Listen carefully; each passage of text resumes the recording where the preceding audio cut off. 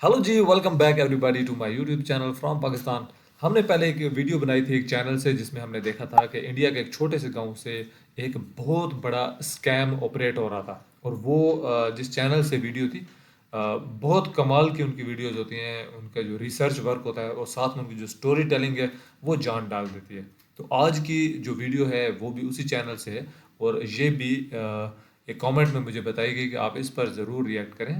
बड़ी कमाल की इसकी स्टोरी होगी आपके लिए। तो ये है why Ramanujan math is still a mystery. तो ये इसका टाइटल है कि ये कौन बंदा है जिसका मैथ अभी तक मिस्ट्री बना हुआ है। ये तो हमें पता चलेगा वीडियो देखने के बाद। और इसके टाइटल से ही बड़ा इंटरेस्टिंग लग रहा है कि ये स्टोरी में क्या होगा, कौन कौन सा ट्विस्ट होगा।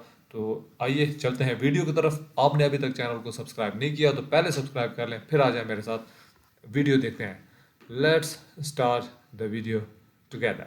तमिलनाडु के कुंभकोणम इलाके में एक छोटे से कमरे में एक लड़का सो नहीं पा रहा है। जब फाइनली उसको आंख लगती है तो उसके सपने में नमगिरी माता आती है। वो माता जिनकी पूजा अच्छा। हर दिन लड़के की माँ करती है। देवी माँ लड़के से बात करती है एक अजीब भाषा में, मैथमेटिक्स की भाषा। देर अच्छा। रात लड़का सडनली उठता है, अपनी स्लेट निकालता है और लिखने लग जाता है। ये छोटा सा लड़का ऐसी इक्वेशंस लिख रहा है जिनको कई लोग समझ भी नहीं सकते। लड़का ये किसी को एक्सप्लेन नहीं कर सकता ये फॉर्मूलाज आ कहाँ से रहे। वो मानता ठीक है है। कि देवी माँ खुद उसको ये फॉर्मूलाज बताए। और इसी विश्वास के साथ ये छोटा सा लड़का तमिलनाडु में अपने कमरे से दुनिया की सबसे जानी मानी यूनिवर्सिटी में कदम रखता है। लड़के का नाम अच्छा। है श्रीनिवास रामानुजन। इस लड़के की कोई फॉर्मल एजुकेशन नहीं है, पर फिर भी वो one of the world's greatest mathematicians बनता है। आइजैक न्यूटन और चार्ल्स डार्विन के साथ उसका नाम लंदन की रॉयल सोसाइटी में शामिल किया जाता है। पर ये होता वाह। कैसे है? This is the story of Ramanujan, the man who knew infinity. ठीक है। रामानुजन इज अ जीनियस, और इस जीनियस की कहानी स्टार्ट होती है कावेरी नदी के पास एक बहुत छोटे से शहर में। साल है 1887। 19 साल की ठीक है। कोमल तमल मंदिरों में गाना गाती है। उनके पति साड़ी की दुकान में क्लर्क का काम करते हैं और सही उनको है। महीने के 20 रुपए मिलते हैं। 22 ठीक है। दिसंबर 1887 को उनका बेटा पैदा होता है। जब रामानुजन 2 साल के होते हैं उनको स्मॉल पॉक्स हो जाता है। माँ कई प्रार्थना करती है और अपने बच्चे को नीम और हल्दी के पानी से साफ करती है ताकि वो ठीक हो जाए। रामानुजन अच्छा। तो बच जाते हैं, पर उनके 3 भाई बहन की ऐसी किस्मत नहीं है। उनका एक भाई बस 3 महीने की उम्र में मर जाता है, बहन अगले साल, और एक दूसरा भाई अपने पहले साल में। बस 2 और भाई मेडिकल दिक्कतों से बच जाते हैं और जिंदगी में रामानुजन का साथ देते हैं। रामानुजन एक अच्छा। छोटे से घर में बड़े होते हैं, उसी मंदिर के पास जहाँ उनकी माँ भजन गाती है। परिवार गरीब है, पर माँ के काम की वजह से उनको आदर मिलता है। अपनी स्कूलिंग रामानुजन करते हैं गांव के एक प्राइमरी स्कूल में, जहाँ वो इंग्लिश, तमिल और मैथ सीखते हैं। छोटी सी उम्र में ही रामानुजन एक आदत डाल देते सवाल पूछने की। दुनिया अच्छा। में पहला आदमी कौन था? बादलों के बीच में डिस्टेंस कितना है? जब टीचर उनके सवालों के आंसर्स नहीं दे पाती तो रामानुजन स्कूल जाना ही छोड़ देते हैं। उनके परिवार अच्छा। में कांस्टेबल को बुलाना पड़ता है जो रामानुजन को खींच के स्कूल लेकर जाते हैं। 10 साल की उम्र में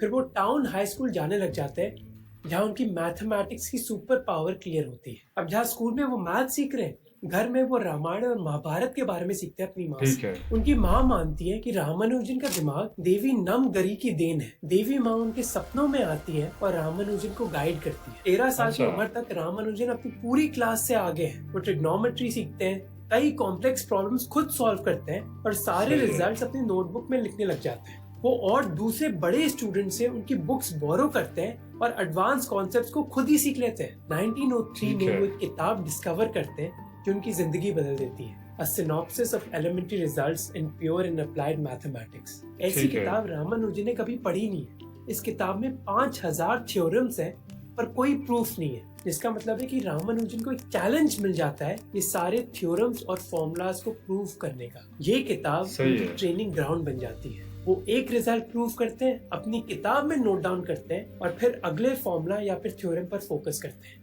उनके एक सही दोस्त नेविल बताते हैं कि एक फॉर्मूला को प्रूव करते करते उनको दूसरे फॉर्मूलाज दिख जाते हैं, जिनको वो हाँ। सारे एक नोटबुक में कंपाइल करते हैं। 1 साल के अंदर ही उनकी नोटबुक भर चुकी है और उनको एक इनाम मिलता है। In 1904, at the age of 16, based on his outstanding performance in school, Ramanujan won a scholarship to the government college in Kumbakonam. उनको एक ठीक प्रोफेसर है। पीवी सेशु अय्यर उनको कई प्रॉब्लम्स देते हैं एकेडमिक जर्नल से और उनके काम को वो ठीक है। इंजीनियस और ओरिजिनल बताते हैं। पर सभी प्रोफेसर ऐसे नहीं होते। जैसे जब रामानुजन एक कैलकुलस की किताब बोरो करते हैं तो एक दूसरे प्रोफेसर गुस्से से लाल हो जाते हैं कि भाई तुम ऐसी किताब क्यों पढ़ रहे हो, ये तुम्हारे करिकुलम में भी नहीं है। होता है रामानुजन ये। को सबसे बड़ी दिक्कत आती है इंग्लिश में। इंग्लिश कॉम्प्रिहेंशन उनके लिए बहुत ही मुश्किल है। उनके दोस्त रामानुजन के बारे में लिखते हैं कि कॉलेज को लगा कि ये स्टूडेंट मैथ्स के अलावा हर चीज को इग्नोर कर रहा है, इसीलिए उनकी स्कॉलरशिप छीन लेते हैं। हर अच्छा। टर्म के लिए 32 रुपए देने रामानुजन को, एक ऐसा अमाउंट जो उनका परिवार अफोर्ड नहीं कर सकता। उनकी माँ सही है। प्रिंसिपल के पास जाती है हाथ जोड़ने के लिए, पर रूल्स आर रूल्स। रामानुजन कुछ महीने तो रुक जाते हैं पर वो खुश नहीं है। अगस्त 1905, 17 साल की उम्र में वो वाइजागपट्टनम भाग जाते हैं। इंग्लिश में फेल करने के बाद परिवार में पैसे की कमी और एक ऐसा लड़का जो बस मैथ्स पर ही ध्यान दे सकता है। इवेंचुअली रामानुजन वापस आ जाते हैं और इस अच्छा। बार वो पढ़ाई करते हैं मद्रास के पचैयप्पा कॉलेज में। अब इधर रामानुजन की प्रॉब्लम इंग्लिश नहीं है बल्कि फिजियोलॉजी है। उनको बोला जाता अच्छा। है एक जानवर को डाइसेक्ट करने को, पर वो वेजिटेरियन है, इससे वो ये चीज करना ही नहीं चाहते। डाइजेशन पर ठीक जब है। एक टेस्ट होता है तो एक सवाल के लिए वो जवाब लिखते हैं कि सर ये मेरा अनडाइजेस्टेड प्रोडक्ट है आपके डाइजेशन चैप्टर के लिए। वो फिजियोलॉजी के एग्जाम में फेल हो जाते हैं, जबकि मैथ्स का एग्जाम वो आधे घंटे में ही कंप्लीट कर देते हैं। अगले सही साल है। वो फिजियोलॉजी का एग्जाम वापस देते हैं और वापस फेल हो जाते हैं। अगले साल वो वापस देते हैं और वापस फेल हो जाते हैं। डिस्पाइट दीज फेलियर्स जो दूसरे मैथमेटिशियंस हैं वो रामानुजन के टैलेंट को रिकॉग्नाइज करते हैं। एक सीनियर प्रोफेसर कई बार उनके साथ प्रॉब्लम सॉल्व करते हैं। पैसे कमाने के लिए वो ट्यूशन देने लग जाते हैं, पर उससे भी काम नहीं होता। उनके एक स्टूडेंट हाँ। बोलते हैं कि रामानुजन बस इन्फिनिटी के बारे में ही बात करते हैं। मैंने सोचा कि इस ट्यूशन से भला मेरे एग्जाम में मुझे क्या फायदा मिलेगा। ऐसे मोमेंट से हमें पता चलता है कि रामानुजन सोचते कैसे हैं। एक हाँ। दोस्त के दिमाग में रैंडमली वो कई सवाल पूछते हैं कि ये दीवार कितनी लंबी है। नॉर्मल जिंदगी में भी वो बस मैथमेटिकल कॉन्सेप्ट्स के बारे में ही सोचते रहते हैं। मैथमेटिक्स के साथ रिलीजन भी उनके लिए इक्वली इम्पोर्टेंट है। बचपन ठीक से है। वो सुनते आ रहे हैं कि कैसे देवी माँ की वजह से उनका दिमाग इतना तेज चलता है और वो ट्रूली ये चीज मानते हैं। देवी माँ सही पर है। भरोसा है, इसी वजह से शायद वो अगला साल जी पाते हैं। ये साल है जब वो एग्जाम्स में फेल हो गए, स्कॉलरशिप्स खो बैठे और उनके पास कोई डिग्री नहीं है। बस उनके पास नोटबुक्स हैं जिनमें कई ओरिजिनल आइडियाज हैं, फॉर्मूलाज और थ्योरीज जो किसी ने नहीं पढ़ी। अब कई इंस्टीट्यूशंस ने तो अपने दरवाजे बंद कर दिए रामानुजन के लिए, पर मैथमेटिक्स ने नहीं। ठीक है। अगले साल 21 साल के रामानुजन को उनकी माँ बोलती है कि उनको शादी कर लेनी चाहिए। उनकी शादी अच्छा। अरेंज होती है एक 9 साल की लड़की जानकी से। परिवार ओह। गरीब है पर कुंडली और कास्ट दोनों ही मैच कर रही है। इससे जुलाई के महीने में शादी तय होती है। शादी के बाद जानकी अपने परिवार के साथ रहने लग जाती है और रामानुजन मद्रास जाते हैं काम ढूंढने के लिए। बिना किसी अच्छा। पगार के वो अपने दोस्त और मंदिर के पुजारियों की चैरिटी पर ही जी पाते हैं। अगले साल उनके टैलेंट है। की खबर वी रामास्वामी अय्यर तक पहुंचती है, एक डेप्यूटी कलेक्टर जो ठीक है। खुद मैथमेटिक्स से प्रेम करते हैं। रामानुजन उनसे मिलने जाते हैं। जब रामास्वामी अय्यर उनकी नोटबुक पढ़ते हैं तो उनको इमीडिएटली रियलाइज होता है कि इस बंदे में कुछ तो है। वो खुद ज्योमेट्री के एक एक्सपर्ट है, पर रामानुजन के फॉर्मूलाज उनको ढंग से समझ नहीं आते। वो रामानुजन क्यों कहते हैं कि मैं तुम्हें कोई छोटी मोटी नौकरी नहीं दूंगा, बल्कि मद्रास की मैथमेटिक्स सोसाइटी में कई लोगों से मिलवाऊंगा, जैसे आर रामचंद्र राव ओह। जो इंडियन मैथमेटिकल सोसाइटी के सेक्रेटरी हैं। रामानुजन एक सफेद धोती में अपनी नोटबुक्स के साथ उनसे मिलने जाते हैं। रामास्वामी अय्यर की तरह रामचंद्र राव भी जब उनकी किताबें पढ़ते हैं उनको कुछ समझ नहीं आता, पर उनको ये एहसास जरूर होता है कि ये लड़का एक जीनियस है। उनसे वो हाँ। पूछते हैं कि भाई तुम अपना गुजारा कैसे करते हो। रामानुजन ब्लंटली जवाब देते हैं, मैं गुजारा नहीं करता। इसके हाँ। बाद रामचंद्र राव उनको एक मंथली अलाउंस देते हैं और ये बोलते हैं कि अपना काम ढंग से कॉपी कर लो ताकि वो कभी खोए ना। अब इस सही अलाउंस है। से रामानुजन की एक बड़ी टेंशन तो खत्म हो जाती है और वो काम पर हाँ। वापस फोकस कर सकते हैं। 1911 में वो अपना पहला पेपर पब्लिश करते हैं, some properties of Bernoulli's numbers, Indian Mathematical Society के जर्नल में। इस पेपर में बर्नौली नंबर्स के रिलेशनशिप्स के बारे में बात करी जाती है और 18 सेक्शंस हैं। फाइनली मैथमेटिशियंस के बीच रामानुजन को कुछ रिकॉग्निशन मिलता है। उस साल ठीक है। वो ऐसी पब्लिकेशंस जर्नल को भेजते रहते हैं और इंडियन मैथमेटिकल सोसाइटी में वो सबसे क्रिटिकल कंट्रीब्यूटर माने जाते हैं। पर अभी भी ठीक है। वो बेरोजगार ही हैं। रामचंद्र राव के इन्फ्लुएंस से वो मद्रास पोर्ट ट्रस्ट में एक नौकरी के लिए अप्लाई करते हैं। वो चार्टर्ड सही अकाउंटेंट है। को एक लेटर में लिखते हैं कि जिंदगी में कई चैलेंजेस की वजह से उनको कॉलेज की डिग्री नहीं मिली, पर वो अपना सारा समय मैथमेटिक्स पर ही बिताते हैं। प्रेसिडेंसी कॉलेज के एक प्रोफेसर उनके लिए एक रिकमेंडेशन लेटर लिखते हैं कि इस यंग आदमी की एक एक्सेप्शनल कैपेसिटी है। इस लेटर के चलते फाइनली उनको जॉब मिल जाती है महीने के 30 रुपए में। जानकी की भी अब ठीक है। उम्र 13 साल हो गई है। इससे वो रामानुजन के साथ शिफ्ट हो जाती है मद्रास में, जहाँ रामानुजन ठीक है। रात या दिन पूरी टाइम काम करते हैं। जानकी घर का काम समेटती है। जब वो उनसे पूछती कि तुम कर क्या रहे हो, तो वो बोलते मैं नंबर्स के बारे में सोच रहा हूँ। पोर्ट ट्रस्ट ज्वाइन करने के ही बाद मद्रास के एजुकेटेड सोसाइटी में रामानुजन मानो तहलका मचा देते हैं। अब रामानुजन की अच्छा। जिंदगी बहुत अलग है। उनके कई फैंस हैं, उनको रेगुलर तनख्वाह मिल रही है और उनके पास टाइम भी है मैथ्स के बारे में सोचने का। पर इंडिया के बाहर लोग उनके बारे में नहीं जानते। अगले साल तक अपने लंच ब्रेक के दौरान भी रामानुजन बस काम ही करते रहते हैं। पोर्ट ट्रस्ट में ठीक एक है। आदमी आर रामनाथन, जो इंडियन मैथमेटिकल सोसाइटी में वेल कनेक्टेड है, वो रामानुजन को बोलते कि तुम्हें अपना काम इंडिया के बाहर भी शेयर करना चाहिए। रामानुजन बोलते ठीक कि इससे है। क्या फर्क पड़ेगा, जो एस्टैब्लिश्ड स्कॉलर्स हैं वो मुझे कभी क्रेडिट देंगे ही नहीं। पर अल्टीमेटली उनका पर्सपेक्टिव चेंज हो गया। ठीक है। फाइनली 16 जनवरी 1913 को कैम्ब्रिज के ट्रिनिटी कॉलेज में इंग्लिश मैथमेटिशियन G.H. हार्डी और उनके कोलैबोरेटर J.E. लिटिलवुड को एक एनवेलप मिलता है इंडिया से। लेटर ठीक में है। ये लिखा गया, I beg to introduce myself as a clerk in the Madras Port Trust. I am now about 25 years of age and striking out a new path for myself. I have made a special investigation of divergent series. The results are termed by the local mathematicians as startling.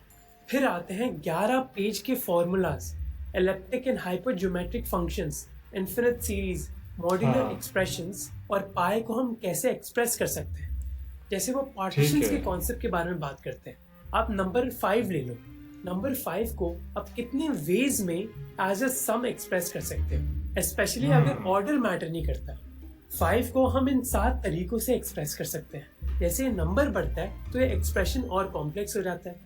जैसे 5 को हम 7 तरीकों से express कर सकते हैं, 7 को 15 तरीकों से, हाँ। 10 को 42 और 200 को करीब 4 ट्रिलियन तरीकों से। रामानुजन वाह। अपने लेटर में इन्हीं पार्टीशंस के बारे में बात करते हैं कि हम कैसे एक बड़े नंबर को डिफरेंट पार्टीशंस में डिवाइड कर सकते हैं। अब ठीक अपने है। लेटर में रामानुजन इतनी इंसाइट्स और आइडियाज तो देते हैं, पर उनके पास कोई प्रूफ नहीं है। लेटर में वो बस रिजल्ट लिखते हैं। ठीक जबकि है। हार्डी और लिटिलवुड, जो अपने दौर के लीडिंग मैथमेटिशियंस हैं, वो अपने काम में एक्सप्लेनेशंस के बारे में माने जाते हैं। तो सबसे अच्छा। पहले सोचते हैं कि यार कोई ये हमारे साथ मजाक कर रहा होगा। पेजेस में कोई ठीक है। ऑर्डर नहीं है, कई नए सिंबल्स यूज करे गए हैं, जो रिजल्ट्स भी हैं वो बिना एक्सप्लेनेशन के दिए गए हैं। पर जैसे ठीक है। हार्डी इस लेटर को ढंग से पढ़ते हैं, उनका एक्सप्रेशन चेंज हो जाता है। कई रिजल्ट्स फैमिलियर सही है। हैं, जबकि कई रिजल्ट्स पूरी तरह नए हैं। ऐसे रिजल्ट्स जिनके बारे में यूरोपियन मैथमेटिशियंस ने सोचा भी नहीं है। हार्डी पूरी तरह सरप्राइज्ड है। कुछ ही दिन में हार्डी रामानुजन के लेटर को रिप्लाई करते हैं। I had never seen anything in the least like them before. A single look at them is enough to show that they could only be written down by a mathematician of the highest class. Ramanujan ठीक इसको पढ़ के बहुत खुश होते हैं और फिर अपने लेटर में लिखते हैं, I have found in you a friend who views my labors sympathetically. Hardy ठीक और है। रामानुजन कई लेटर्स एक्सचेंज करते हैं और हार्डी मद्रास में अपने कई कोलीग्स को बोलते हैं कि प्लीज तुम एक बार रामानुजन से मिलो। इनमें से एक है E.H. नेविल, जो कैम्ब्रिज में एक लेक्चरर है और जो उस साल इंडिया जाने ही वाले होते हैं। हार्डी है। उनको बोलते हैं कि जब तुम इंडिया जा ही रहे हो, प्लीज रामानुजन से मिलकर आओ। जब ठीक नेविल है। मद्रास पहुंचते हैं, वो पोर्ट ट्रस्ट जाते हैं रामानुजन को ढूंढने के लिए। उनको बताया ठीक गया है। था कि एक्सेप्शनल मैथमेटिशियन के बारे में, पर रामानुजन में उनको एक बहुत सिंपल आदमी दिखता है जिसने एक वाइट धोती पहनी हुई है और मानो वो पेपर्स के बीच में छुपा हुआ है। हाँ। रामानुजन बहुत हल्की आवाज में बोलता है, बहुत ही वेल मैनर्ड है, और जब अपने काम के बारे में वो बात करने लग जाता है, नेविल सरप्राइज्ड है कि उसके दिमाग में कितनी क्लैरिटी है।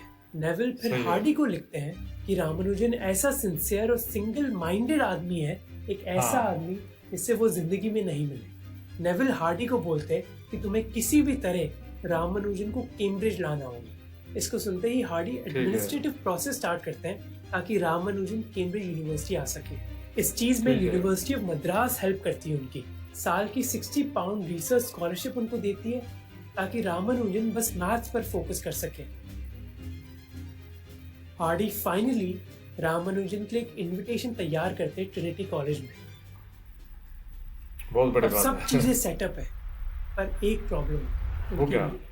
उनकी माँ मानती है कि जैसे ही रामानुजन जमीन को छोड़ेंगे और अच्छा। जहाज पर चढ़ेंगे, उनकी कास्ट का क्या होगा।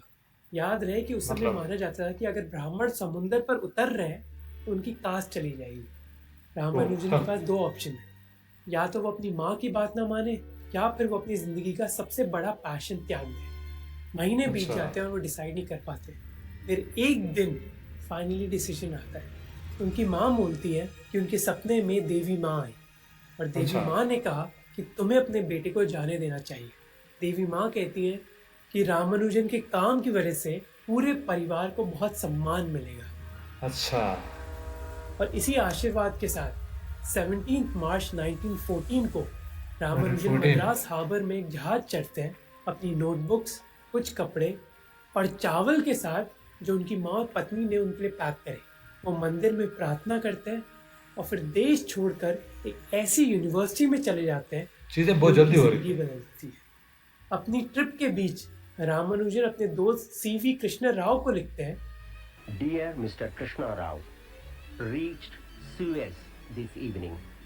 For the first 3 days, I was very uncomfortable and took very little food, and after that, I have been all right. I shall write to you after I reach England, and everything is definitely settled. इस letter से हमें रामानुजन की humanity के बारे में पता चलता है कि उनके अचीवमेंट्स के बावजूद वो बहुत एंग्शियस हैं एक ऐसे शहर में जाने के लिए इसके बारे में उनको जानकारी है ही नहीं। वो डीपली रिलीजियस हैं जो मीट और अंडों को टच तक नहीं करते, इसलिए वो नर्वस है कि मैं खाऊंगा क्या। अब उनकी माँ और पत्नी ने घी और चावल तो पैक कर दिया, पर ये कितने टाइम चलेगा। फाइनली 14 अप्रैल 1914 वो साउथहैम्पटन पहुंचते हैं। वो बस 50 किलोमीटर दूर है कैम्ब्रिज से, पर मद्रास से हजारों किलोमीटर दूर। और उनको रियलाइज होता है कि ये दुनिया उनके घर की दुनिया से कितनी अलग है। बिल्कुल। वो डॉग पर जीएच हार्डी से मिलते हैं, वही आदमी जिसके लेटर ने उनकी जिंदगी बदल दी। अब हार्डी के कई ब्राइट स्टूडेंट्स हैं, पर कोई भी रामानुजन की तरह नहीं है। रामानुजन पोलाइट है, एंग्शियस है और इंग्लैंड की जिंदगी के बारे में उनको कोई आइडिया नहीं। हार्डी रामानुजन के बारे में लिखते हैं कि वो एक शाय आदमी है, मानो एक स्कूल बॉय की तरह, पर उनकी आंखों में एक चमक है मानो एक ऐसे आदमी की जिसने इन्फिनिटी देखी हो। लंदन पहुंचते ही रामानुजन अपने दोस्त कृष्ण राव को वापस एक लेटर लिखते हैं। My dear Krishna Rao, please excuse me for the long delay in writing to you. Now I am somewhat accustomed to the living here. Till now, I did not feel comfortable, and I would often think, why had I come here? It is due to the difficulty of getting proper food. Had it not been for the good milk and fruits here, I would have suffered more. Cambridge के Trinity college में रामानुजन को एक कमरा मिलता है जहाँ एक fire place है, छोटा सा बिस्तर और एक खिड़की।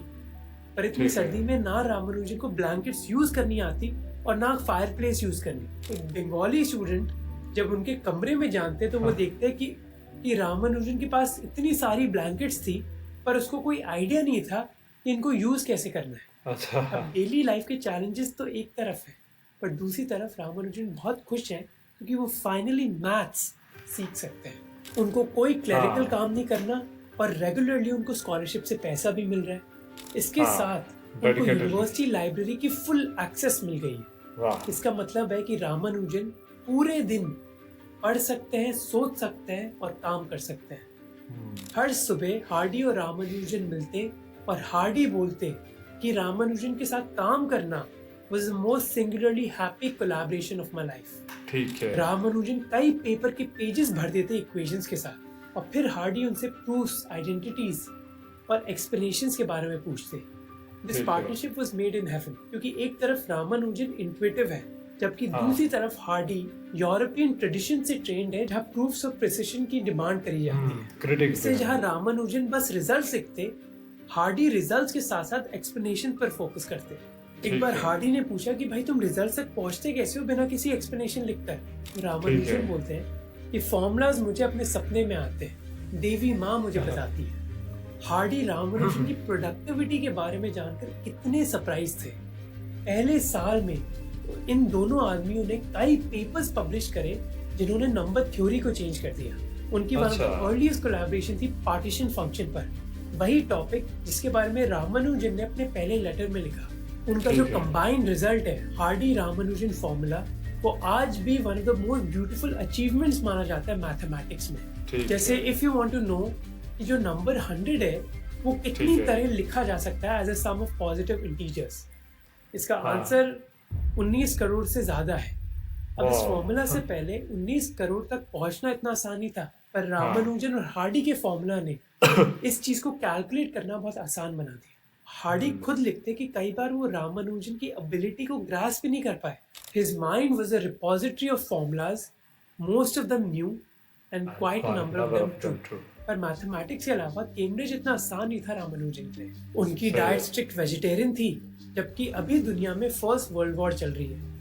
हाँ बिल्कुल। जिसका मतलब है कि पूरे देश में वेजिटेरियन खाना तो छोड़ो, खाना ही इतना ज्यादा नहीं है।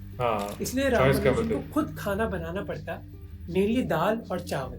सर्दियों के महीने में रामानुजन लेदर के कपड़े या फिर जूते नहीं पहनते क्योंकि वो जानवरों से बनते हैं। जब हार्डी ने रामानुजन को बोला कि भाई तुम या तो खा लो या फिर एक डॉक्टर के पास चले जाओ, रामानुजन कहते कि मेरा शरीर इतना इम्पोर्टेंट नहीं है जितना मेरा काम, क्योंकि वर्ल्ड वॉर चल रही है इसलिए कैम्ब्रिज भी पूरा खाली है, ना कोई स्टूडेंट है और ना फैकल्टी।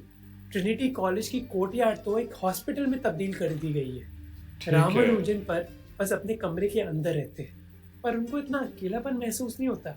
वो अपने फ्रेंड को लिखते हैं कि जिस जगह मैं काम करता हूँ मानो वो देवी माँ का मंदिर है। 1914 और 1916 के बीच रामानुजन की प्रोडक्टिविटी एक्सप्लोड हो जाती है। वो 2 साल में 21 पेपर्स पब्लिश करते हैं। उनके रिजल्ट्स की वजह से दूसरे मैथमेटिशियंस कई दशक बिजी रहते हैं। यूनिवर्सिटी ऑफ कैम्ब्रिज फिर उनको एक bachelor of arts bye research award करती है, एक ऐसी डिग्री जो उन स्टूडेंट्स को दी जाती है जिन्होंने फॉर्मल एजुकेशन करी है। पर रामानुजन एक एक्सेप्शन है। तो वो आदमी जिसको इंडिया में कोई भी अंडर ग्रेजुएट डिग्री नहीं मिली क्योंकि वो फिजियोलॉजी जैसे सब्जेक्ट्स में फेल हो रहे थे, उनको कैम्ब्रिज यूनिवर्सिटी से bachelor of arts bye research मिलती है। क्या बात। ये हार्डी के लिए भी एक प्राउड मोमेंट है। वो लेटर में लिखते हैं कि रामानुजन मेरी डिस्कवरी थी और मैं अपने आप से बहुत खुश हूँ कि मेरा एक छोटा सा कॉन्ट्रीब्यूशन है एक जीनियस को इस दुनिया में इंट्रोड्यूस करवाने का। जबकि रामानुजन का थॉट प्रोसेस बहुत ही अलग है। वो अपने दोस्त को लिखते हैं कि मेरी तमन्ना है कि मैं भगवान और मैथ्स के करीब रहूं। एक ऐसा आदमी जो मद्रास पोर्ट ट्रस्ट में क्लर्क था, पूरी दुनिया में one of the brightest mathematicians माना जाता है। पर अगर हम मैथमेटिक्स को साइड में रख दें, इंग्लैंड में बादल छाए। फर्स्ट वर्ल्ड वॉर अब कैम्ब्रिज के बहुत करीब है। रामानुजन अकेले अपने कमरे में काम करते हैं, पर क्लियरली वो बहुत कमजोर हो गए और रात भर खांसते हैं। अपने दोस्तों को वो बताते हैं अपने बुखार, कमजोरी और खाने की तड़प के बारे में। My dear Ramalingam, the whole of last night I had fever and my temperature this morning was about 102 degrees. The old cook has left this place the day before yesterday. The present cook spoiled all the appalappu by scorching some of them and leaving some raw. Yesterday I had no dinner at all. क्योंकि वो vegetarian है, इससे वो अपने धर्म के तो बहुत पास है, पर इंग्लैंड में वो इसी वजह से बहुत आइसोलेटेड भी फील करते हैं। 1916 और 1917 की सर्दी में वो डाइनिंग हॉल तक नहीं जाते, इसकी बजाय उनके दोस्त उनके खाने के लिए दूध और फ्रूट्स अरेंज करते हैं। भुखमरी भी सहलेंगे वो, पर मीट को हाथ नहीं लगाएंगे। हार्डी भी वर्ल्ड वॉर की ड्यूटी में बिजी हैं, इस वजह से रामानुजन को इतना टाइम नहीं दे पाते। हार्डी एक लेटर में अपने दोस्त को बताते हैं कि रामानुजन को इंग्लैंड की सर्दी के बारे में कोई आइडिया नहीं था कि ऐसी सर्दी अच्छे को तड़पा देती है। 1917 आते आते रामानुजन की हेल्थ मानो रॉक बॉटम है और हार्डी बहुत चिंता में। हार्डी अभी भी रामानुजन की नोटबुक्स और फॉर्मूला से बहुत इम्प्रेस्ड है, पर वो आदमी जो इस फॉर्मूलाज को लिख रहा है वो बहुत कमजोर है। हार्डी मानते हैं कि रामानुजन को कुछ भी हो सकता है और उनके जाने से पहले उनको कुछ रिकग्निशन देना चाहते हैं, इसलिए उनकी मदद से royal society of London Ramanujan को एक फेलो बनाती है। वो पहले इंडियन मैथमेटिशियन है इनको ये ऑनर मिला है। अब उनको वही अवार्ड मिला है जो लेजेंड्स आइजैक न्यूटन और चार्ल्स डार्विन को मिला था। This is an unbelievable feet, क्योंकि वो लड़का जो तमिलनाडु के एक बहुत छोटे से शहर से आया था और उसके पास कोई फॉर्मल डिग्री भी नहीं थी, उनको वही अवार्ड मिला है जो आइजैक न्यूटन जैसे लोगों को मिला है। हार्डी इतने प्राउड है इस अवार्ड से, मानो कि वो रामानुजन के एक पेरेंट है, जबकि रामानुजन बहुत ही हम्बल है। वो अपना सर झुकाते हैं और देवी माँ को थैंक करते हैं, पर अब उनका शरीर बहुत कमजोर है। कई बार रामानुजन जमीन पर घायल मिलते हैं। डॉक्टर्स मानते हैं कि उनको टीबी हो गया है, दूसरे लोग मैल न्यूट्रिशन की बात करते हैं। सच्चाई दोनों में। 1918 में उनको लंदन के पास एक अस्पताल में भर्ती किया जाता है। अस्पताल के बिस्तर में भी वो कई नोटबुक्स भरते रहते हैं फॉर्मूलाज से। कुछ फॉर्मूलाज इतने मिस्टीरियस हैं कि मैथमेटिशियन 100 साल बाद भी उनकी कहानी समझ रहे हैं। जब हार्डी रामानुजन से मिलने जाते हैं अस्पताल में, तो उनका मूड वो ठीक करने की कोशिश करते हैं।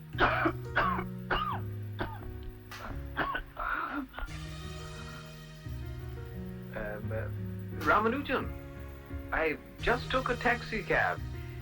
Number 1729. रामानुजन की आंखें चमक जाती है। It is the smallest number expressible as a sum of two cubes in two different ways. Guess which? Hardy थोड़े कंफ्यूज्ड हैं और रामानुजन जो कमजोर जरूर हैं पर मुस्कुराते हैं और एक्सप्लेन करते हैं कि 1729 is equal to 10 cube plus 9 cube और 12 cube plus 1 cube. हार्डी इसको one of the most beautiful incidents of my life बुलाते हैं।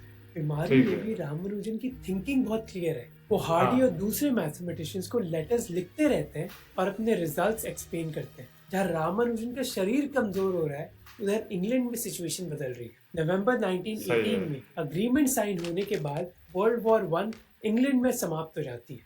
ठीक है। रामानुजन पर इतने कमजोर है कि वो खड़े भी नहीं हो पाते। खांसी में उनके शरीर से खून निकलता है और वो कोई भी दवाई लेने से मना कर देते हैं जो किसी जानवर के एक्सट्रैक्ट से बनी है। हार्डी के लिए देखना ये आसान नहीं है। वो रामानुजन के लिए दूध और फ्रूट अरेंज करते हैं, अपने दोस्तों से मदद मांगते हैं और चुपके से कॉलेज एडमिनिस्ट्रेशन के जरिए रामानुजन को पैसा भी भेजते हैं, पर ज्यादा कुछ बदलता नहीं है। एक दिन रामानुजन हार्डी को लेटर में लिखते हैं कि मेरा पर्पस तभी खत्म होगा जब मैं इंडिया वापस जाऊं। मैं हर दिन मेरे घर के पास एक मंदिर के बारे में सपने देखता हूं और उनकी ये ख्वाहिश भी पूरी हो जाती है। ये रामानुजन की जिंदगी का लास्ट चैप्टर होगा। 1919 आते आते डॉक्टर्स कहते हैं कि अगर रामानुजन इंग्लैंड में रहे तो उनका जल्द देहांत हो जाएगा। इसलिए हार्डी अथॉरिटीज को बोलते हैं कि रामानुजन को हमें इंडिया भेज देना चाहिए। जब उनकी रिटर्न फाइनलाइज हो जाती है तो हार्डी एक लेटर में लिखते हैं, He will return to India with a scientific standing and reputation such as no Indian has enjoyed before. And I'm confident that India will regard him as the treasure he is. His natural simplicity and modesty has never been affected in the least by success. Indeed, all that is wanted is to get him to realize that he really is a success. Finally Ramanujan फरवरी 1919 को एक जहाज चढ़ते हैं। वो उस आदमी से बहुत अलग दिखते हैं जो 5 साल पहले इंग्लैंड आया था। मद्रास पहुंचते ही उनकी माँ और पत्नी उनका इंतजार कर रही। उनकी माँ उनको देखकर रोने लग जाती है, खुशी से नहीं बल्कि शौक से। एक हेल्दी 30 साल का बेटा जिसको मैंने भेजा था आज इतना कमजोर हो गया। जानकी जो कुछ साल पहले बस एक बच्ची थी, वो भी अपने पति को देखकर शॉक्ड है। Used to say, if you had come with me, I wouldn't have fallen ill. It's because you didn't come that my health failed. पहुंचते ही रामानुजन को मद्रास के डॉक्टर्स परखते हैं। वो कहते हैं कि उनको ट्यूबरकुलोसिस हो गया है, जबकि दूसरे कहते हैं कि मैल न्यूट्रिशन की वजह से उनको एक सिवियर विटामिन डेफिशिएंसी है। हफ्तों तक रामानुजन बिस्तर से निकल भी नहीं पाते, पर इस सिचुएशन में भी उनका दिमाग कमजोर नहीं हुआ। बिस्तर में पड़े हुए भी वो नोटबुक्स भर देते हैं। Nobel laureate theoretical physicist Chandrashekhar जो रामानुजन से इंस्पायर्ड हुए थे, वो मानते हैं कि रामानुजन को पता था कि उनका अंत आने वाला है। But in some strange way, Ramanujan must have felt that his life was coming to an end. Of course, this I'm guessing, because the speed with which he did work during the past year, and which has been recorded in what is now called the Lost Notebook, is, according to everyone who has read it, one of the most original pieces of mathematics. For example, Ramanujan mock theta functions के बारे में लिखते हैं। I am extremely sorry for not writing you a single letter up to now. I have discovered very interesting functions recently, which I call mob theta functions. ठीक है Unlike the false theta functions, they enter into mathematics as beautifully as the ordinary theta functions. Hardy इस letter को देखकर shocked हो जाते हैं। वो ये सोचते हैं कि एक कमजोर आदमी जो इंडिया में अभी बिस्तर में लेटा हुआ है, वो ठीक है। ऐसे फॉर्मूलाज कैसे लिख पाता है जो कैम्ब्रिज के मैथमेटिशियंस भी समझ नहीं पाते। रामानुजन की दुनिया अब बस कुछ कमरों में ही सीमित है। उनके फ्रेंड्स उनसे बहुत रेयरली मिलने के लिए आते हैं, पर मैथ्स उनको इंटरेस्टेड रखती है। 26 अप्रैल 1920 को श्रीनिवासन रामानुजन 32 साल की उम्र में स्वर्गवासी हो जाते हैं। ओहो पर इस छोटी सी उम्र में उन्होंने एक ऐसी लेगेसी क्रिएट करी जिसके बारे में इंडियन मैथमेटिशियन सोच भी नहीं सकते थे। इतने यंग एज I've में just heard from India that Ramanujan is dead. Oh It is a great shock to me, for I thought before he went back that he had begun to turn the corner. After हाँ all, he was a most extraordinary genius, of whom हाँ even Trinity may be justly proud. ओहो रामानुजन को नदी के पास cremate करा जाता है और उनकी अस्थियां उस मंदिर में लेकर जाई जाती हैं जहां वो देवी माँ है जो उनकी माँ के सपनों में आती थी। हार्डी अगले 26 साल तक जीवित रहते हैं और वो उस इंडियन जीनियस को कभी नहीं भूलते जो उनके one of the brightest students रहे। 1940 क्या अ बात है मैथमेटिशियंस अपॉलजी के एसे में वो लिखते हैं, I still say to myself when I'm depressed and find myself forced to listen to pompous and tiresome people, well, I have done one thing you could never have done, and that is to have collaborated with both Littlewood and Ramanujan on something वाह like equal terms. कई mathematicians Ramanujan की notebooks को पढ़ते हैं, 3 जो उन्होंने India में लिखी थी और 4 जो उनके देहांत के बाद लोगों को मिली। आज उनका अच्छा कंट्रीब्यूशन नंबर थ्योरी से लेकर black hole physics, string theory से लेकर कैंसर रिसर्च में पाया जाता है। पर रामानुजन की बहुत बड़ी कहानी बात बस है मैथमेटिक्स के बारे में नहीं है। जवाहरलाल नेहरू ने कई साल बाद अपनी किताब द डिस्कवरी ऑफ इंडिया में लिखा था, रामानुजन की छोटी सी जिंदगी दरअसल भारत की हालत का आईना है। हमारे करोड़ों लोगों में कितनों को पढ़ाई का मौका मिलता है। अगर इन्हें अच्छी जिंदगी, खाना और सीखने का अवसर मिले तो न जाने कितने वैज्ञानिक, शिक्षक, लेखक और कलाकार इस देश से निकले जो एक ऐसा ही नया है भारत और एक नई दुनिया बना सकते हैं। हार्डी ने ऐसे ही आदमी को डिस्कवर किया था रामानुजन में। जिस तरह रामानुजन ने अपने टाइम के साइंटिस्ट को इंस्पायर किया, होपफुली 100 साल बाद भी वो हमारे देश में साइंटिस्ट को इंस्पायर करेंगे। क्योंकि अगर हाँ हमारा देश रामानुजन जैसे हीरो को फूड, एजुकेशन और इंकरेजमेंट देगा तो इस देश में और कई जीनियसेस पाए जाएंगे।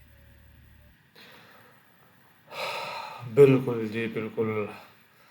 रामानुजन की बड़ी यूनिक किस्म की स्टोरी से मैं कह सकता हूँ और बड़ी इन्फ्लुएंशियल किस्म की स्टोरी है ये। इतनी लंबी वीडियो थी ये, तकरीबन आधे घंटे से भी ज़्यादा की वीडियो थी, लेकिन स्टोरी में जान इतनी ज़बरदस्त थी, इतनी कमाल की ये कहानी ऐसे बड़े बंदे की कि सुनने को दिल करता जा रहा था कि इनके बारे में मज़ीद भी सुना जाए। पूरी इनके बारे में तो बायोग्राफी होनी चाहिए, लिखी होनी चाहिए एक आधी, मतलब इन ऐसे लोगों पे ही रोल मॉडल बना के इनको रिसर्च वर्क आज भी चलना चाहिए। ख़ास तौर पे इंडिया की जो मैथमेटिक्स की सोसाइटीज़ हैं वहाँ पे तो रिकग्निशन ज़रूर होनी चाहिए। आई डोंट नो है कि नहीं है, लेकिन कितनी कमाल की एक स्टोरी कि एक बंदा हम जो जिसका एक स्ट्रेंथ थी और वो स्ट्रेंथ को उसकी स्ट्रेंथ के में काम करने के लिए सपोर्ट ढूंढ रहे हैं, लेकिन वो जो आसपास सोसाइटी है, माशरा है, वो अपनी कर रहा है। ठीक है भाई, तुम काम नहीं कर सकते, जॉब नहीं मिलेगी, स्कूल में इस सब्जेक्ट में पास नहीं हो सकते, स्कूल छोड़ना पड़ेगा, फलां चीज़ें तुमने पूरी नहीं की, तुम्हें स्कॉलरशिप छोड़नी पड़ेगी। ये सारी चीज़ें वो देख रहे हैं बिल्कुल एक नॉर्मल बंदे की तरह, लेकिन वो पहचान नहीं पा रहे